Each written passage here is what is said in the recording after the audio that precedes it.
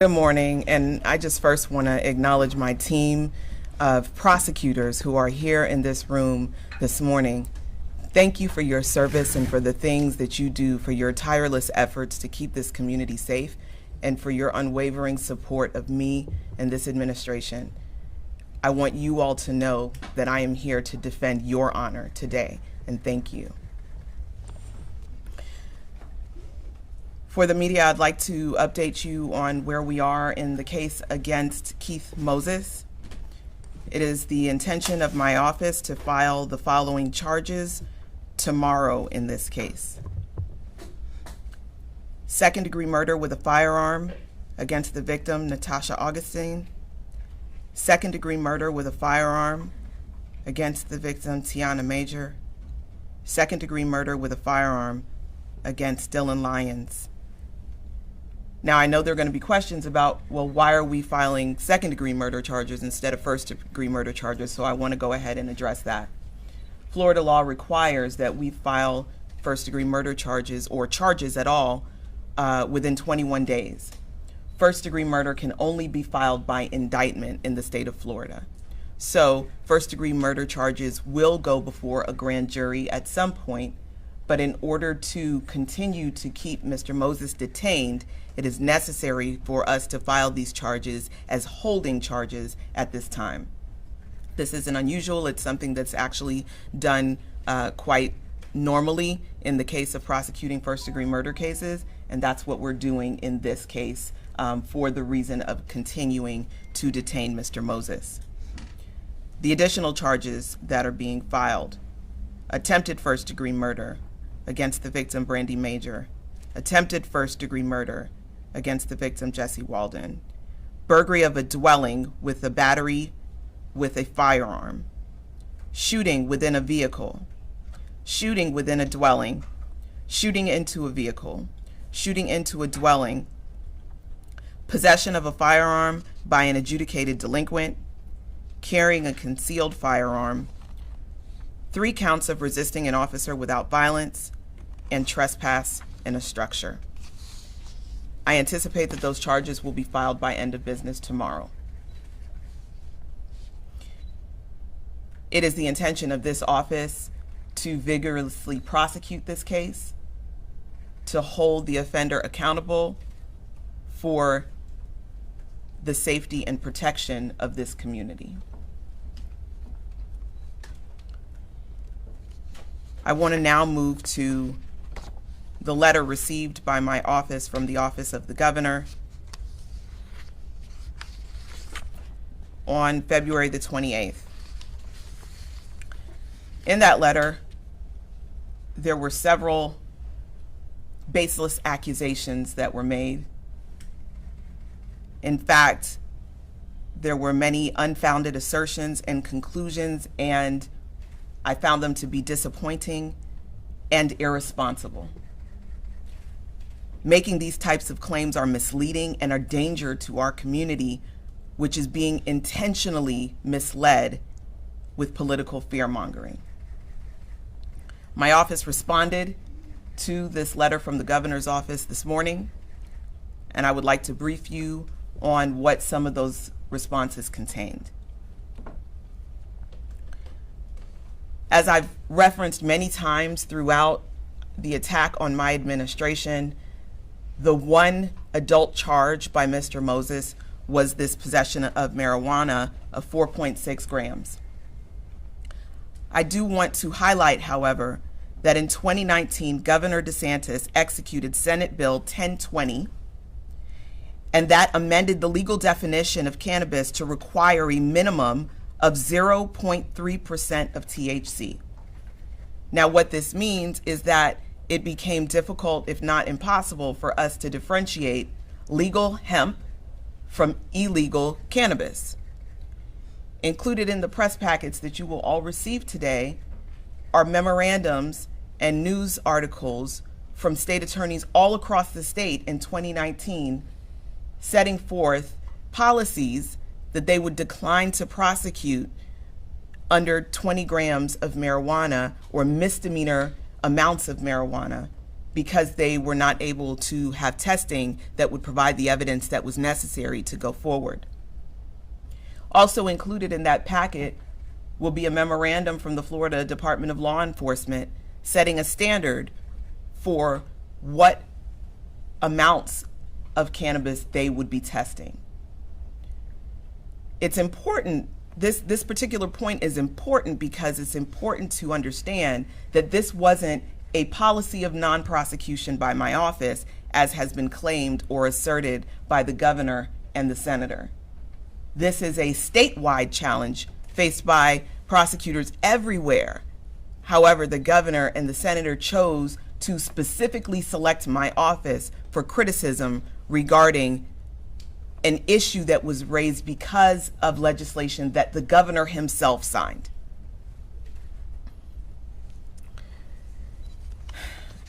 I further want to talk about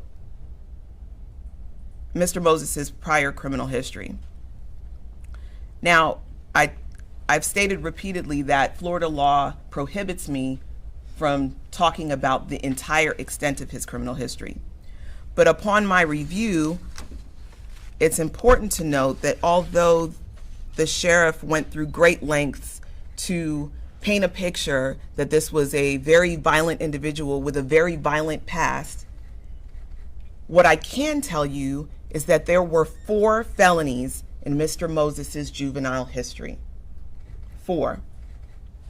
And I can tell you that among them were 2 vehicle burglaries where he and other individuals broke into a vehicle, not an occupied vehicle, broke into a vehicle that and wherein they stole things out of the vehicle. One of those felonies was a grand theft in the 3rd degree where he was a passenger in a stolen vehicle. There was no evidence or information in the police report that he stole the vehicle, but he was charged with grand theft in the 3rd degree because he was a passenger in a stolen vehicle. That's 3 of the 4 felony offenses in Mr. Moses's juvenile history. Now, there was a robbery with a weapon charge, and that's one of the charges that has been widely reported. Again, in your packets today, you'll receive copies of all of the police reports for the felonies in Mr. Moses's record, because while I can't discuss the dispositions, the police reports are public record and available to the public. What's important to understand about the robbery is that although Mr. Moses participated in this robbery, Mr. Moses was not the individual who held the firearm during the commission of the robbery. He was never alleged to have been the individual holding the firearm during that robbery. It's important because facts matter. I know they don't matter to the governor, and I know they don't matter to the senator, and sometimes they don't matter to the sheriff, but facts do matter. And it's important that when we report on things, that we're reporting the actual facts of what took place. Given those 4 felonies in Mr. Moses's history, again, all of those happened prior to my being elected state attorney. They happened in 2018 and 2019 when Mr. Moses was 14 and 15 years old. I stand behind the decisions that were made in those cases. And while I can't discuss the specific dispositions with you, I can tell you that none of those offenses would have incarcerated Mr. Moses for life. So when I am asked, why was he out on the streets? He was out on the streets because he did not commit an offense that would have required or even justified life imprisonment. And it's important for the community to understand that as prosecutors, we uphold the law. And upholding the law doesn't mean that we just throw things against the wall to see what sticks. It means we prosecute cases that we believe can be proven beyond and to the exclusion of every reasonable doubt, as is required of us by law.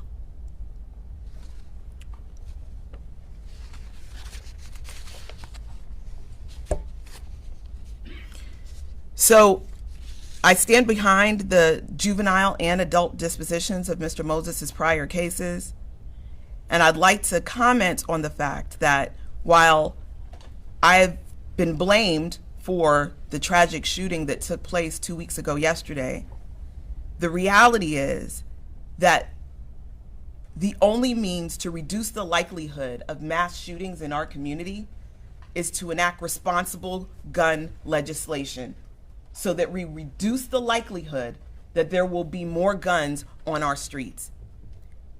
And without doing that, we will continue to see mass shootings, not just here in Central Florida, but across our country. As such, I would urge the governor to reconsider his permitless carry legislation, as that too will likely increase mass shootings in the future. With regard to the governor's very broad requests for information, I am providing all of the information that has been requested in the first 5 bullet points of the governor's request. However, as to the very last one, information on the number of circumstances of individuals who were arrested for committing a felony or had violated the terms of their probation by being arrested for a crime, had a prior criminal history, and were not prosecuted by this office. It is unrealistic for the information requested to be provided within the time frame requested.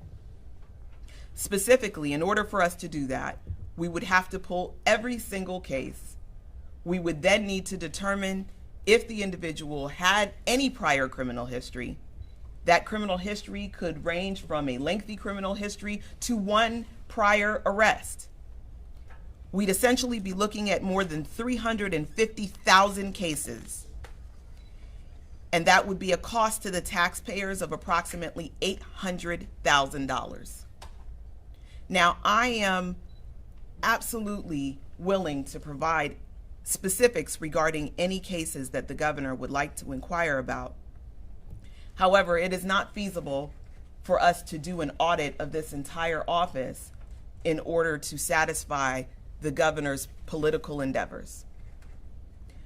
My office has, within the time frame provided, pulled together a spreadsheet, which I will reference at this time, with percentages of cases dropped over the last 4 administrations. So as you can see, under the administration of Lawson Lamar, during the last 4 years of his administration, there were approximately 36,452 cases dropped. That is by whether they were declined to be prosecuted, they were no-billed, or no-pros. Those are all technical terms for dropping charges. There were 36,452.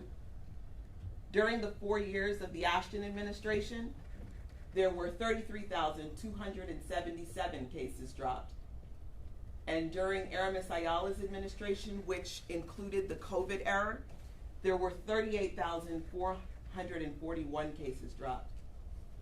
During my 2 years as state attorney, there have been 16,507 cases dropped. That is here in Orange County. If you look at Osceola County, again, under Lamar's administration, it's 88,400 cases.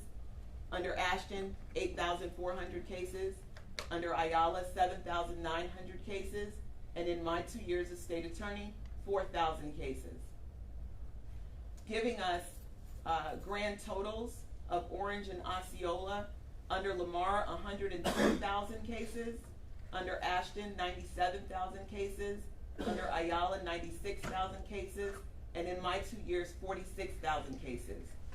If you look at the percentages, you'll see it's 43% under Lamar, 42% under Ashton, 48% under Ayala, and 43% in the 2 years that I have been state attorney. These are facts, and facts matter. In the 2 years that I have been state attorney, I have been within 1% of a drop rate of cases. But let's talk a little bit about why cases get dropped. Cases get dropped for many reasons. I've talked consistently about the fact that probable cause does not reasonable doubt make. And what I mean by that is the standard for law enforcement to make an arrest is probable cause, meaning that a crime probably occurred and the individual who they've arrested probably committed that crime. By the time that case comes to our office, however, we must prove a case beyond a reasonable doubt. Beyond a reasonable doubt means that we have to prove that the individual who is arrested committed the crime and that, in fact, a crime was committed. Many cases are dropped here. You can see across the administrations, at least 40% of cases are dropped. And many times the reason is because we cannot convert probable cause to beyond a reasonable doubt. So what's the reason? Sometimes the arrests are not valid, but sometimes witnesses who are willing to testify at the time that an arrest is made are no longer willing to testify by the time the case gets to trial. In fact, this happens very often. So there's not some policy or hidden agenda behind dismissing cases.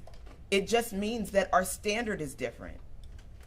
This is why it is so misleading to keep talking about how many arrests someone has and comparing that to how many convictions they have, beyond the fact that juvenile arrests don't ever result in convictions. It's problematic because arrests and convictions cannot be compared. What about the cases that are prosecuted and they go to trial and then the individuals are found not guilty? Is the prosecutor's office also responsible for that?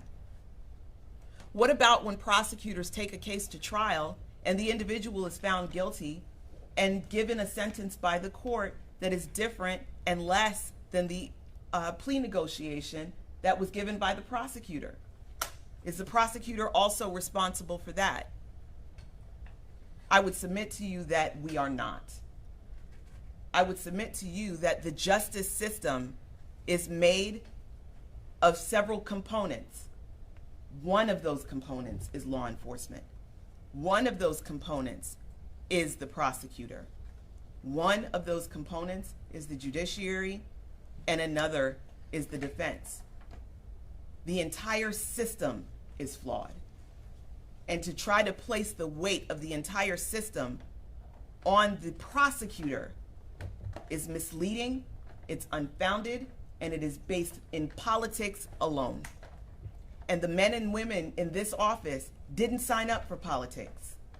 I signed up for politics, but these attacks are not on me alone.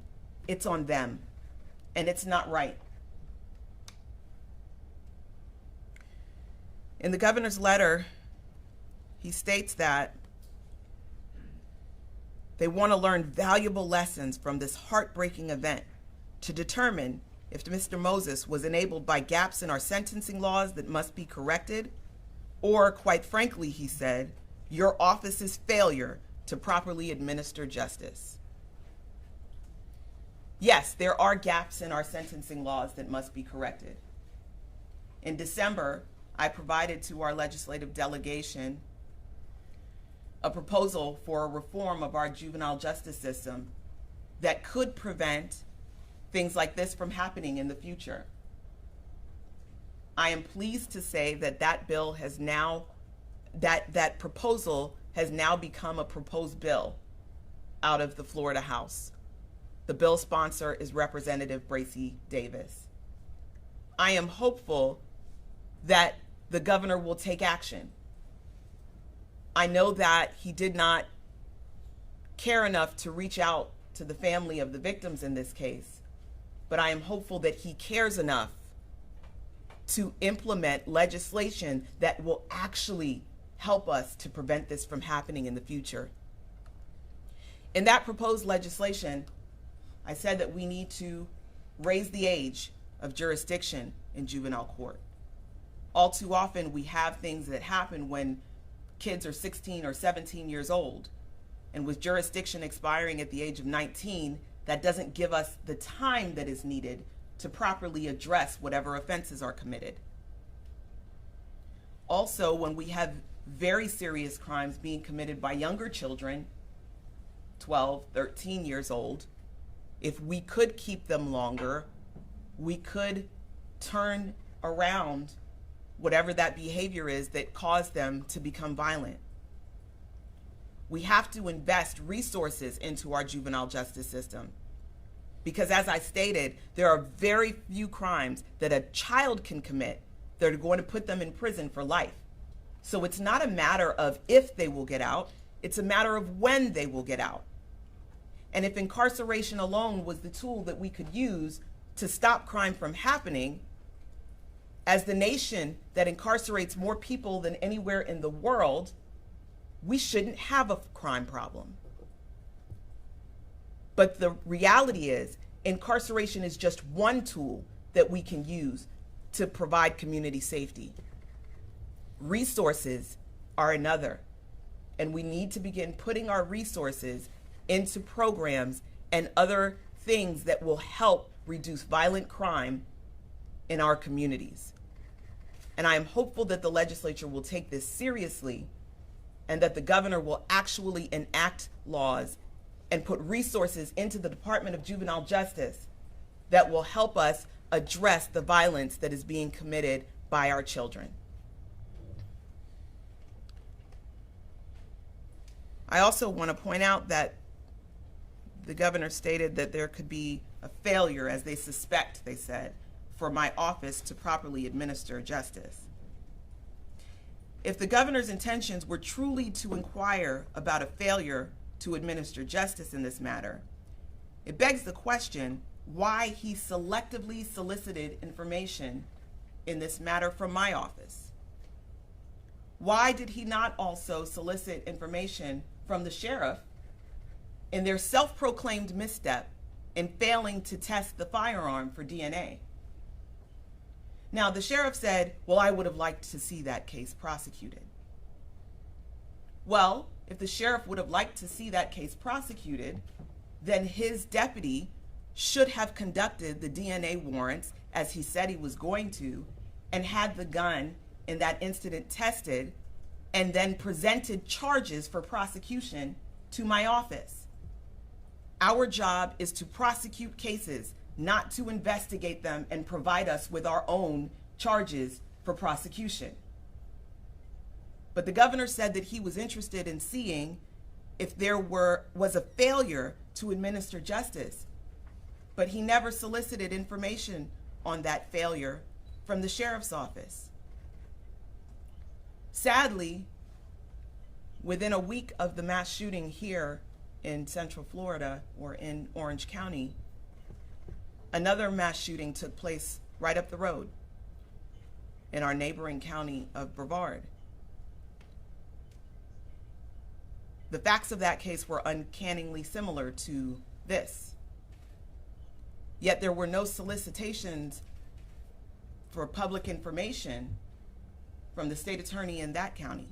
And let me be very clear, it is not my intention to bring attention to that state attorney, because like me and my office in the case of Keith Moses, there is nothing that he could have done to prevent that incident from happening. However, if the governor's intention is truly to solicit information regarding failures to administer justice, then I'm curious as to why he's been silent regarding the many mass shootings that have taken place in this state since January. The only logical conclusion is that the governor isn't concerned about failures to properly administer justice unless it pertains to an elected Democrat who is not politically aligned with his philosophies.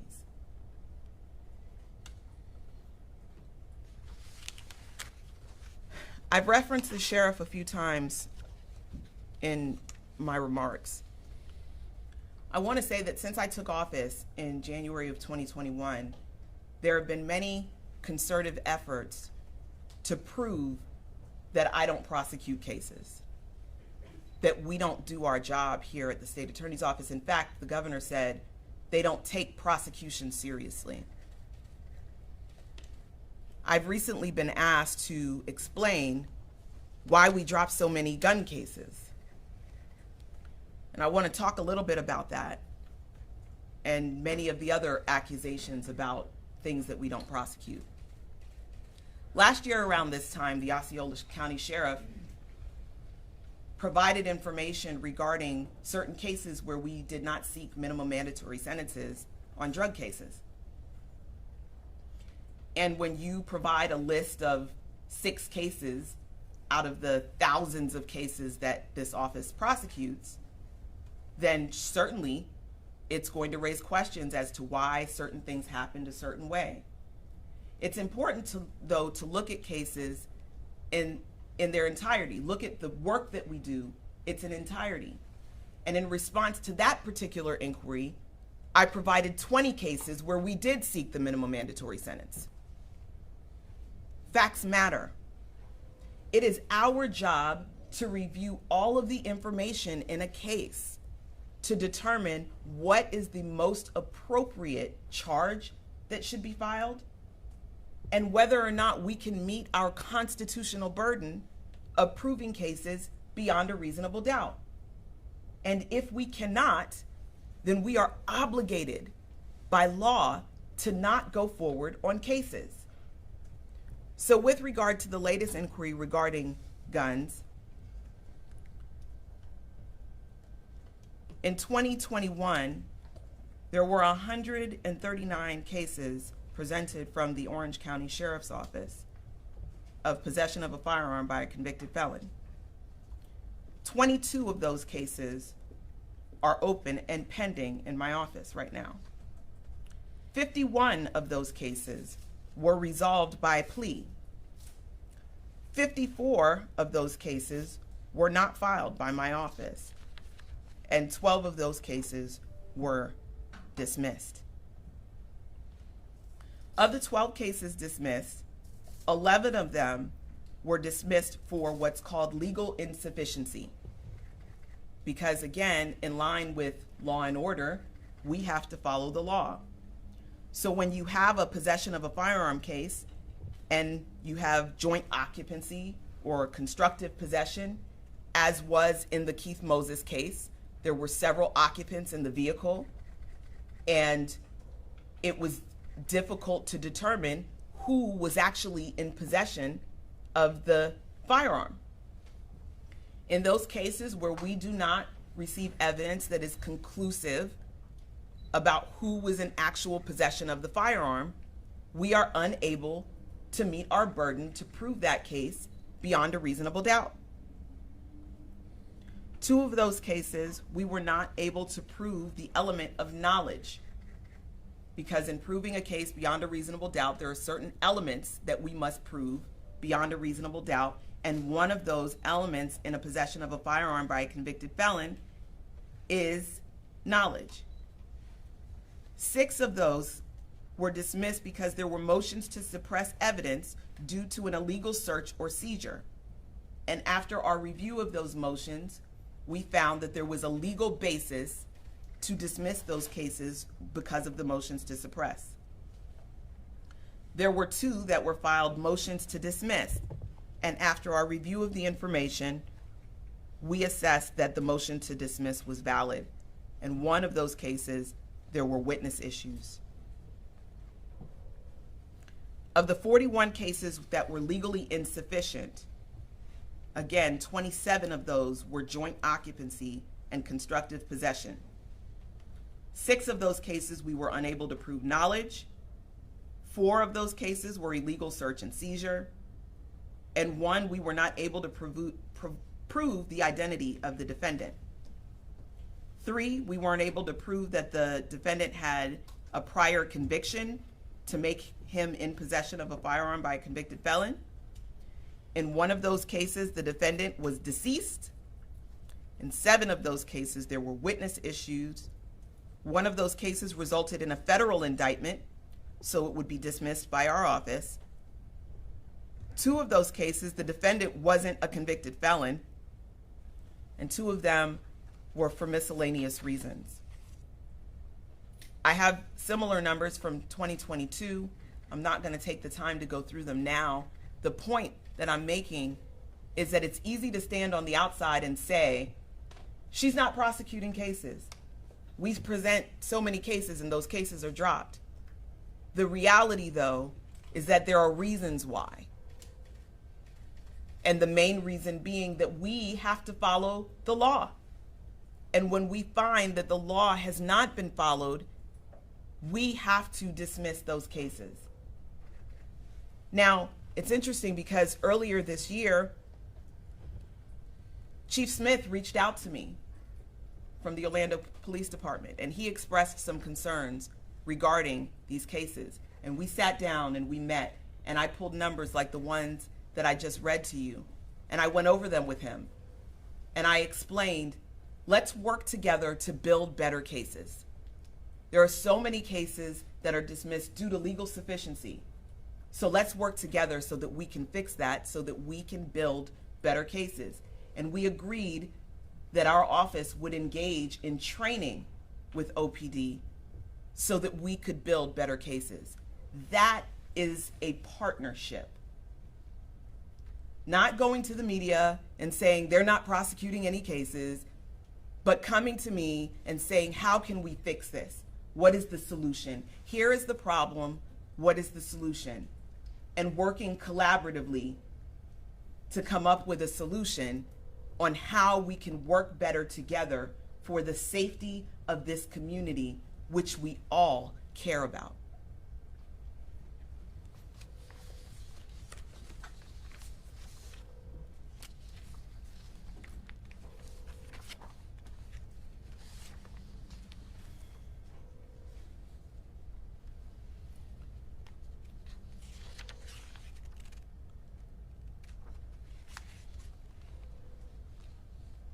I'll end by saying this. I am incredibly proud of the work being done by the prosecutors and support staff in this office. They work day and night to do everything in their power to keep our community safe. Our sympathies remain with the families who have been impacted by this terrible tragedy, and we will continue to do everything within our power to bring them justice. And we will continue to work for the people of this community in Orange and Osceola counties to serve them well, to keep them safe, to connect people to resources so that we can reduce recidivism through programming and other opportunities that are available. We will continue to fight for justice, and we hope to work collaboratively with the agencies and with the governor in doing so. At this time, Keisha will help field questions. Ms. Worrell, If you